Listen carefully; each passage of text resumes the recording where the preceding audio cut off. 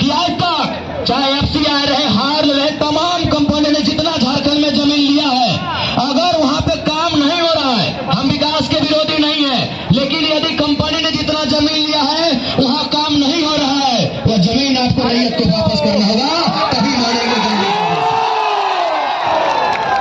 ये हवाई पट्टी का जो इतना बड़ा भूभाग आप देख रहे हैं, इसे भी वापस करना होगा जिनकी जमीनें हैं, तब मानेंगे ये गांधी का देश है। नहीं तो हम मानेंगे ये ईस्ट इंडिया कंपनी का देश है। अगर आज भी लोकतंत्र भारत में अगर कंपनी का राज चलेगा, लोकतंत्र के भारत में अगर कंपनी की हुकूमत चलेगी, उनकी मनमानी चलेगी, तो फिर मत कहिएगा ये गांधी का देश है। हम नहीं मानेंगे ये गांधी का देश है। अगर ये गांधी का देश है तो आपको ये नियम बनाना होगा, चाहे बीसीसीएल रहे, सीसीएल रहे, अगर वहां से कोयला खोल के खत्म हो चुका है, हम कोयला खोलने का विरोधी नहीं है, आपने कोयला खोल के ले जाइए, लेकिन अगर कोयला खोल ली है तो जमीन को समतल कीजिए, उसमें बालू डालिए, मिट्टी डालिए और किसान को वापस कीजिए, तब मानेंगे गांधी का देश है, तब मानेंगे गांधी का देश है। एफसीआई की जितना खाली जमीन पड़ा है, एसीसी में जितना खाली जमीन पड़ा है, वो जिन किसानों की है उन्हें वापस करना होगा, तब मानेंगे गांधी का देश है।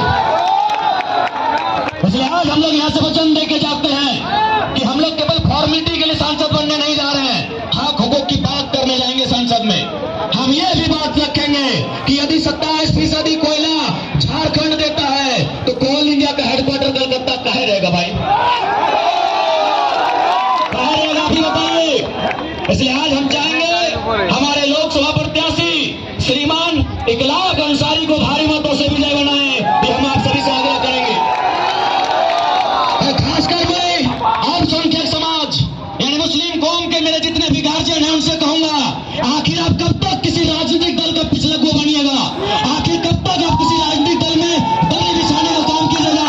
अरे नजर उठा के देखिए, मैं जितने भी अल्पसंख्यक समाज के लोग हैं, माइनॉरिटी वर्ग, नजर उठा के देखिए, आपके बेटे इकलाक को आशीर्वाद देने के लोग कहां से हैं, और आप अनुपमा को आशीर्वाद देंगे, ये बड़ा दुर्भाग्य होगा।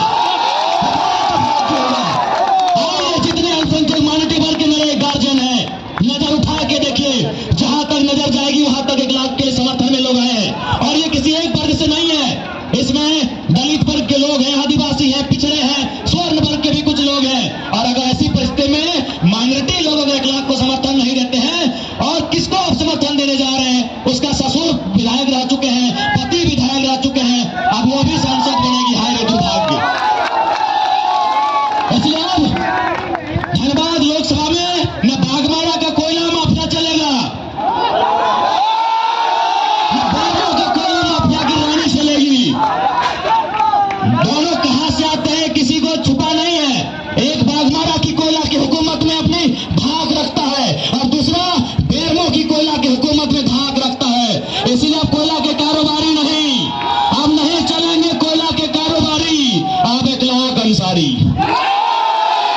हम नहीं चलेंगे कोयला के कारोबारी, अब इकलाक अंसारी। तो जितने भी अल्पसंख्यक समाज के लोग, विशेषकर अपील होगा कि अगर आपके पास फुर्सत है तो नजर उठा के देखिए मेरे अभिभावकों कि आज आपके समाज के बेटे को आशीर्वाद देने के लिए पूरा धनबाद लोकसभा उमड़ पड़ा है। और आप अगर एक कहा गंगा पार जिसका एक बित्ता जमीन नहीं गया है, जिसका झारखंड बनने में योगदान नहीं है, अगर आप उस महारानी के पीछे जाएंगे दरी बिछाने के लिए, वो भी बड़ा दुर्भाग्य होगा, बड़ा दुर्भाग्य होगा। इसलिए आज मैं सभी से गुजारिश करना चाहूंगा, और साथ ही साथ हम एक बात कहेंगे, हमारा जो राजनीतिक दल होगा वो सामाजिक न्याय पर आधारित होगा। सामाजिक न्याय का मतलब क्या कि अगर एक गांव में 100 लोग रहते हैं और रोटी 50 है, एक गांव में अगर 100 लोग रहते हैं और रोटी 50 है, तो हम लोग उन 50 रोटी के टुकड़े करेंगे और 100 लोगों को बराबर पेट भरेंगे। लेकिन ये राजनेता क्या करते हैं कि अगर एक गांव में 100 लोग और 50 रोटी है तो 2 ताकतवर लोग रोटी छीन लेते हैं और 25-25 बांटते हैं, 98 भूख से मर जाते हैं। इस पॉलिटिक्स को दूर कीजिए, इस पॉलिटिक्स को दूर कीजिए, आपसे निवेदन करेंगे। और हमने डंके की चोट पर कहा है कि हम लोग जो राजनीति करने जा रहे हैं वो झारखंड की राजनीति में मील का पत्थर साबित होगा। हमारी ओर से कोई भी लोकसभा का चुनाव जीतेगा, उसे अपने आज इसी सरजमी में एक सांसद हुआ करते थे कॉमरेड ए के रॉय, जो अपनी सैलरी राष्ट्रपति फंड में दान कर देते थे। खैर हम लोग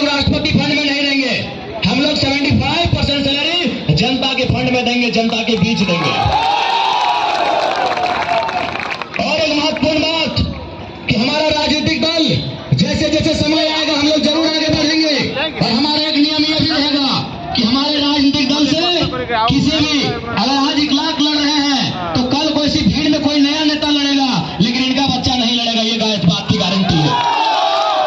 पहली बात नहीं दोहराया जाएगा हमारे पॉलिटिक्स में, और खासकर जब तक हम अपने पार्टी का अध्यक्ष रहेंगे, जब तक हम अपने दल का केंद्रीय अध्यक्ष रहेंगे, हमारी राजनीति नहीं होगी। और क्यों नहीं होगी? आज इतने लोग भूखे प्यासे आए हैं, अगर नेता का ही बेटा नेता बनेगा तो क्या ये लोग दर्री बिछाने आए हैं?